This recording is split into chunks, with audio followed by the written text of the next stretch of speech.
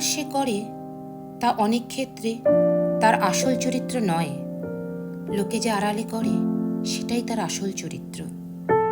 জীবনে ঠকলে হয়তো বিশ্বাসটুকু নষ্ট হয়ে যায়, কিন্তু শেখা যায় অনেক কিছু। তুমি যদি অপরকে চ্যালেঞ্জ করো, তাহলে তুমি তোমার জীবনের একটা দিন হারিয়ে ফেলবে। যদি তুমি নিজেকে চ্যালেঞ্জ করো, তাহলে প্রতিটা দিনই তুমি জিতবে। ব্যর্থতায় হতাশ হবে না, কারণ সফলতা একদিনে আসে না। প্রতিটি ব্যর্থতা হলো সফলতার একটি ধাপ। মনে রাখবেন, কথায় আছে, অতিবার বেরো না, ঝড়ে ভেঙে যাবে। অতি ছোট হয়েও না, ছাগলে মুড়ে খাবে।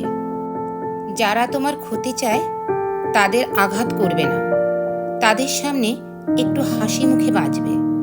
দেখবে, তুমি আঘাত করলে যা কষ্ট পেত, ওরা তার থেকেও বেশি কষ্ট পাবে।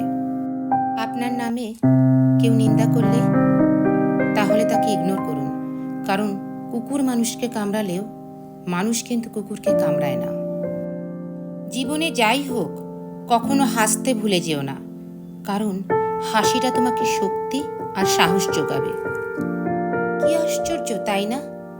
আমরা ভালো থাকবো বলে উপার্জন করি টাকা, আর সেই টাকা উপার্জন করতে গিয়ে আমরা আমাদের সব ভালো থাকা বিসর্জন দিয়ে দিই। পৃথিবীতে যদি সত্যি কেউ আপন বলে থাকে, তাহলে তিনি হলেন মা। জন্ম মানুষের আসল পরিচয় নয়, আসল পরিচয় মানুষের কর্মে। জন্ম নেওয়া ভাগ্যের ব্যাপার, মৃত্যু হওয়া সময়ের ব্যাপার, কিন্তু মৃত্যুর পরেও মানুষের মনে বেঁচে থাকা কর্মের ব্যাপার। শিক্ষাদানের কাজ বাগানের মালির মতো। মহিষীদের এই বাণীগুলো যদি আপনাদের ভালো লেগে থাকে, তাহলে প্লিজ আমার চ্যানেলটাকে সাবস্ক্রাইব করুন, কমেন্ট করে জানান, আর শেয়ার করে দিন আপনাদের রিলেটিভসদের মধ্যে।